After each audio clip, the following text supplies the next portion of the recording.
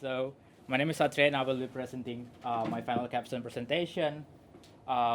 This idea called Tuwuh by Telkom Indonesia. I will get back about Telkom Indonesia later, but this project is kind of a little bit different than vanilla entrepreneurship project because it's more of like intrapreneurship project, which means it's a product slash service, a new product slash service within an existing company, which is Telkom Indonesia.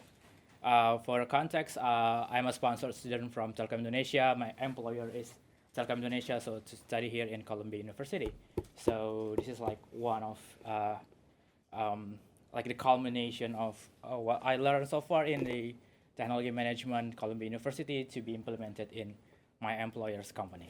This is the outline. It's a lot to unpack in 30 minutes, but I will do so. I will try to do it concisely, but I will leave maybe some of the details. You can ask me in the Q&A session. So started off with the executive summary. So what is Tuwuh? So in 3 words, Tuwuh is smart business companion. And for who? So our customer is for micro, small and medium business owners. So it's more targeted to MSMEs in Indonesia. And for what? So this product or service is to essentially we try to make the financial world easier to understand for these micro, small, and medium enterprises across Indonesia, and we want for them to overcome this limited access of knowledge to the financial knowledge, and then that's often held their growth, the business. So our tagline is nurturing the growth and simplifying the finance. You might be asking, what is Telkom Indonesia? So to give you a little bit of context, Telkom Indonesia is one of the largest telecom company in Indonesia. We are majority owned by Indonesian government for 52%, but also publicly traded in Indonesian Stock Exchange and also New York Stock Exchange. But Telkom Indonesia is not a like conventional telecom company. We also have some portfolio in digital transformation across the nation. We are maybe it's a misnomer that we call ourselves a telecom company. It's more like digital IT and telecom company. So we have lots of product across the telecommunication, digital platforms, and also enterprise services. So why is Telkom Indonesia interested in small business, small, micro, and medium enterprises? So there is a trend globally, not for only Telkom Indonesia, that a telecom company have faced a diminishing revenue and EBITDA globally. So it's because of like the shift of the usage of telecom products. We are using over-the-top application more, such as WhatsApp and maybe Spatial later. So in what way it's a competitor for a telecom product in our company? But telecom has to find ways to survive, and one of there are many things that we consider to survive. First is like to reduce our operational cost, but also we have to find new revenue generator. So there's a focus shift from B2C market to B2B market, because in Indonesia, telecom has conquered like we are like the market leader of B2C customers, but we haven't really tapped into B2B market. And last 2 years we have what we call 5 bold moves, and one of them is to focus from B2C to B2B. And the third is aligned on the mission of Telkom itself.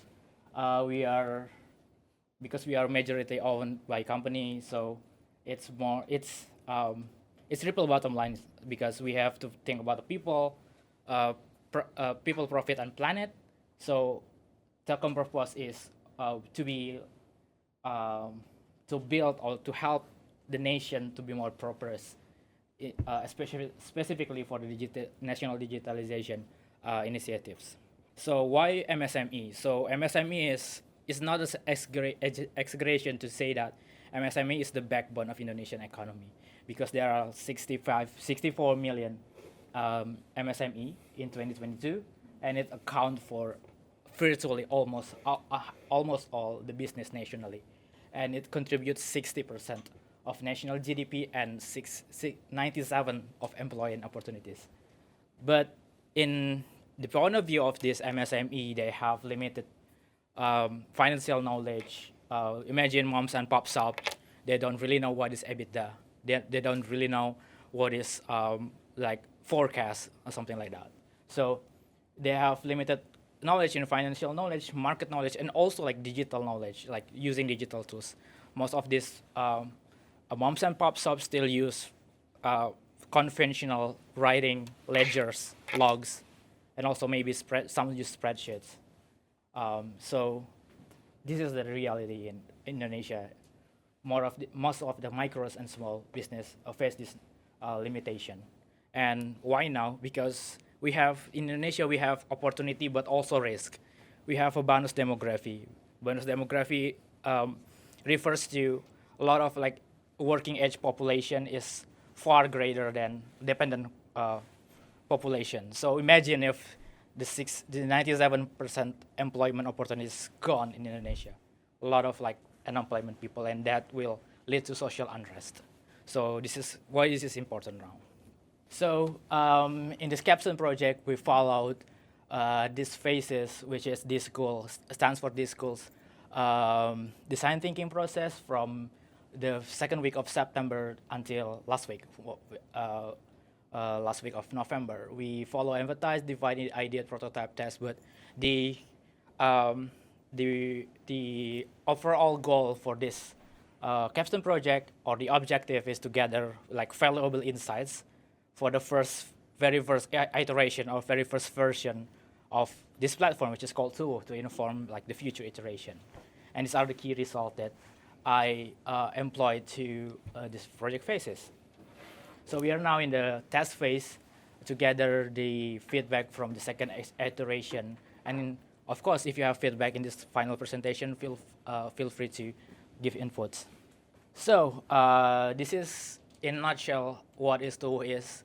I'm using this framework of Golden Circle from Simon Sinek. So to get back to the problem, so the main pain problem that I gathered from the interviews are limited access to financial knowledge, market, and digital tools.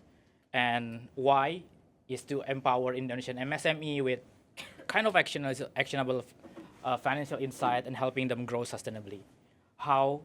Well, there's a lot of technology that we can incorporate in this solution. The three technology that I will use, at least in the earlier phase, is giving them machine learning algorithm to predict early alerts of the financial risk, using GenAI to gather and curate and translate the relevant news in the web to give them better insights, and also social and video messaging to connect them to experts. So if kind of like we give them robots in terms of the summary of the AI, a summary of the news that's relevant to them, and also giving them access to experts by using the social media and video messaging. So what is light use and easy to understand platform integrated for those in limited financial and digital literacy. So this is what my research for the customer segment or market segment. So in the universe of Indonesian MSME, there are 64 million MSME across Indonesia, across the various industries. So there's a lot of industries in MSME: service, product, retail, groceries, and such.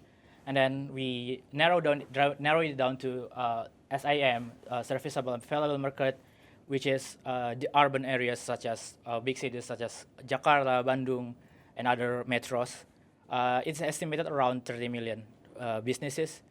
But for the early 3-5 years, we are targeting on the serviceable optimal market, which is like only 10% of the SAM, and it's about 1.3 million business in major area. And from the interview that I gathered, it's best for us to start with retail sectors because it's much more intuitive to build upon. And then I also do persona analysis. So this is like the early adopter persona. This is not by any means the the largest persona that will handle that will use the product, but it's like the ideal customer for early adopter. So he is agreeing with me. So our early adopter ideal persona will be someone that is kind of like tech savvy but not financial savvy. They can use apps, but they don't really know what is EBITDA, what is profit, what is like that those complex financial knowledge. And the focus is to ensure the business remain financially healthy and competitive. But our huge user persona will be like the early majority will be this person, which is like a conventional business owner, a grocery owner that is in late 50s, and their pain points more like limited understanding of financial concept like cash flow forecasting, and also difficulty in accessible reliable helps, advice, resources, experts. So from those interview, I narrowed down some of the features that they would like to see, which I call the product backlog. So there are 3 clusters of features that is going to be in the first MVP. The first is about dashboard and inventory. The second is about the forecast, which we use ML for that. And then the third is knowledge, consult to expert, and relevant news. From this product backlog, I made a really low fidelity wireframe to showcase to the end user. So the first iteration consists of 3 pages of really low-fi sketch. So in the first page of this iteration, we show them about dashboard and inventory. They have the feature have cash flow dashboard, most order item, inventory dashboard, and restock integration. The second page is about the future, which is like forecast, revenue prediction, stock warning, and risk warning. And the third page is about the knowledge. So the features in this page is consulting to experts and also relevant news to their industries.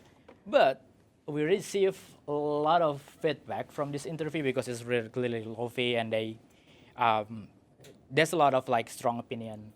So they say that the first thing that I noticed that they also need not only revenue but also like profit and the sales number, like the order behavior. And then the second is inventory and financial dashboard should be separated because it's different. In the operation sense, it's different module for them. And there's a lot of like an additional for example, product might be the same, but they have different SKU. For example, you can sell a bag of rice that is the same product, but one rice is 5 kilograms and others is 10 kilograms. So there's a need for identification for that. And there's a lot of additional. And then from this insight, I built kind of like higher fidelity, and it's clickable, but I'm gonna walk you through with this presentation first. So the second iteration have different pages. So there are 4 pages here: dashboard, forecast, inventory, and ask expert.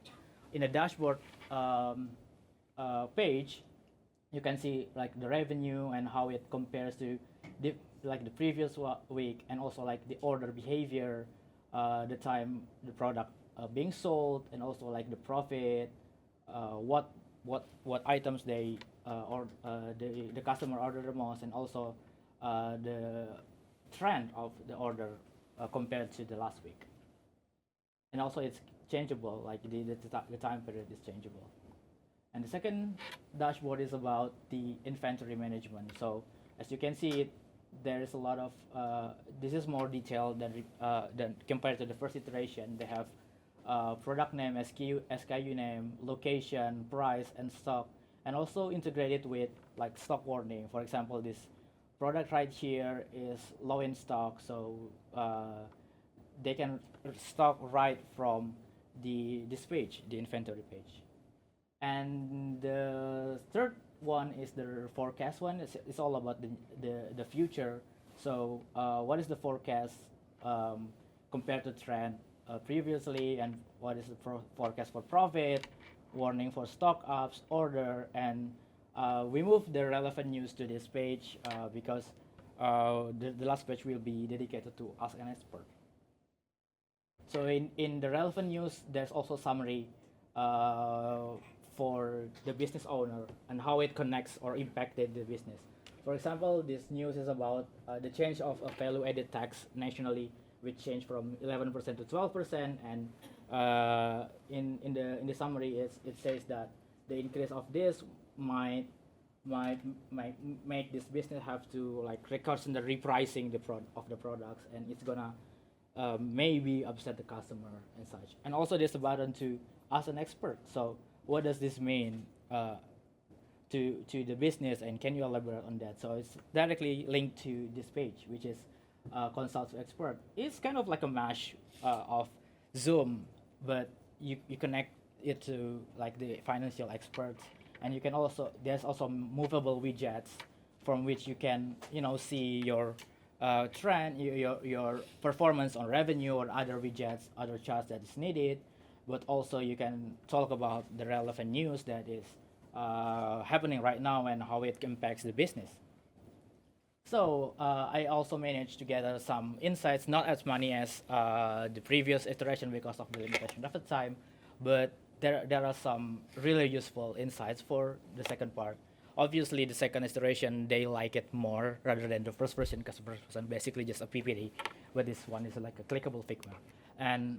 But there's a strong need for them to say that, oh, we need a mobile version for this, because we don't essentially have our laptops in our store. Like we sometimes we move from one place to another place, especially when we talk about restock and something like that. So in the next phase, mobile version UX, UI will be developed. And also they want something like dictionary, terminology, integration to point of sales, export the revenue data to other format like spreadsheet and PDFs and other integration, ideas. Obviously, it's not going to be in the next. All of this not going to be in the next iteration, but we can iterate one by one. But the first one in the product backlog should be like the mobile version or the tab version. So we employ the technology for that. I'm gonna a little bit dig deeper in that, because I don't want it to be like only the buzzword. So the ML part on this is so the ML for prediction. We have three kinds of prediction right now: the revenue and profit model, order prediction model, and stock warning system model.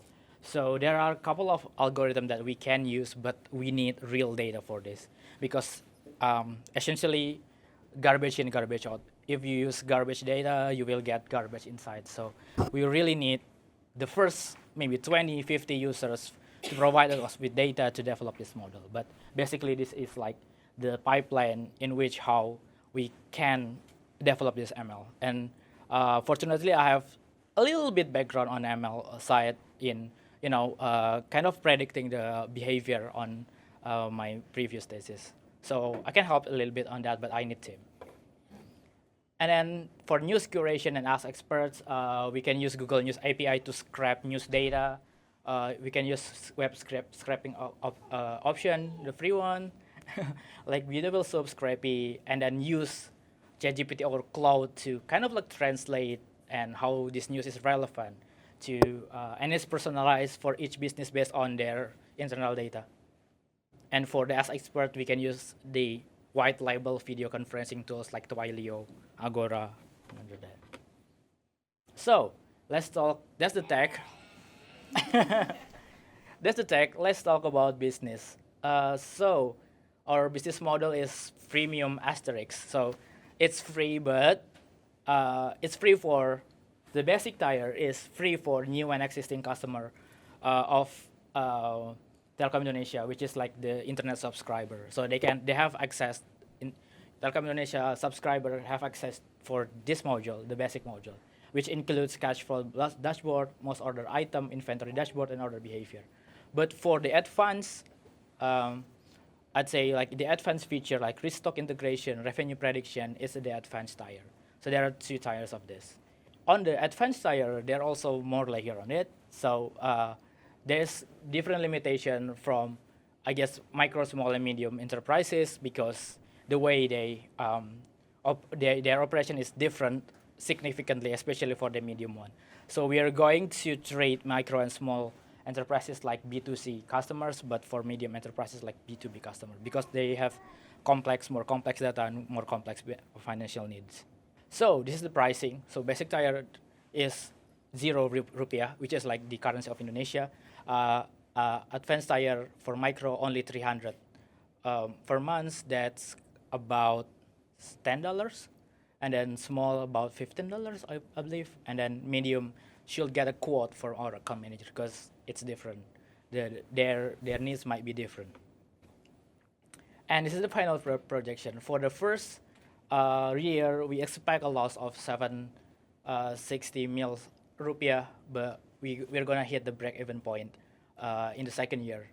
Essentially, we do I think this financial scenario is between optimist and between pessimist, because it's like the one, because we basically have more than 1,000 business currently our internet subscribers. So it's the go-to-market strategy will be upselling the current product with the new service. So this is actually doable, and it's also not counting the revenue from new internet subscription, because the internet subscription basically like the new unique value proposition that might be help with new customer acquisition and also untapping new customers. And this is the competitors. So we have 3 major competitors: Jurnal, Maju, and Buku Warung. But they kind of like they have their own, things. Like for example, Buku Warung more focused on bookkeeping stuff rather than giving financial insight. So bottom line is none of this business are current market leader. So it's kind of like blue ocean situation. But more importantly, we have more unique value proposition compared to these 3 products. We have revenue prediction, we have news curation, and access to expert, of course. But also, more importantly again, is Telkom have unfair advantage compared to this competitor. Because our footprint is all across Indonesia. We have customer support across the nation. We already have this infrastructure. Also, the customer experience agents across Indonesia. We also have a lot of employees that have skills in data science, UX designer, account manager, CX specialist. We also have Telkom's ecosystem that I will talk in the next slide. We also government owned, so we have kind of like easier government support compared to these 3. So this is what I talk about Telkom ecosystem. So I mentioned earlier that Telkom does not only have like telecom products. So this is a current other than telecom products, some of them. So in the telecom product, we have this internet provider, but we also have products that offers omni-channel communication assistant. We also have our cloud and data centers across the nation. We also have tax platform solution, which is very beneficial with this ecosystem about the MSME, because as MSME will obviously pay tax that is different with personal tax. And we also have point of sales app actually. So if they use this point of sales app, it's easier for them to onboard with this product. We also have MSME marketplace, which can be used for them to sell their product and also restock their stocks for they sell. We also have cybersecurity service. For the stakeholder parts, we have this what we call this Telkom Pentahelix partners. We partner with government, business, community, education, universities, and technology. So with this all, there's also like risk and ethical consideration. The big thing for Indonesia right now is the new law called Personal Data Protection (PDP), and for that we need to ensure the compliance to that new rule and partner with government bodies, and also we can partner with our government stakeholders to do regulatory audits. And we can use the service, cybersecurity service that we own, to kind of like test our cybersecurity measures. There's also risk in model inaccuracy. We can also partner with education and government to do audit, and the same with algorithmic transparency and bias. So what's next? First is to gather a team, because I'm only myself right now, but we have a lot of like internal people from Telkom Indonesia that we can gather as a team in the data science realm, app development and designers. The second one is to jump right in what we call Amuba. Amuba is like the business incubator inside Telkom Indonesia, and it will allow me to access resources, including funding, access to mentor. We can do more tasks, more research, like persona, mock-up, and also of course, the business model canvas. And the third, more importantly, to collect more beta users, so we can test the algorithm with real data. So I have designed a landing page, and it's ready to launch to gather more beta users, which is like early adopters, to get their insights and also their insights from the algorithm itself. So that's all, and thank you for listening. I know that's a lot. Yeah, fire away for the questions. Question, please. It was very insightful and informative presentation, and hats off to you. My question is, you mentioned that this is being majorly used in the retail workspace.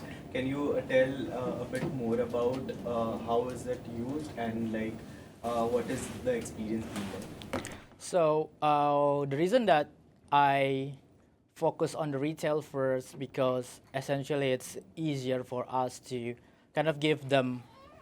So it's more intuitive in the sense that you sell product, you get profit, as opposed to with a service, like you sell a service which is like a intangible product and you cannot like restock and something like that. So it's kind of like different experience for that. So for the first MVP and first our early adopters, it's gonna be like groceries, people that sell clothes, people that sells daily necessities, something like that.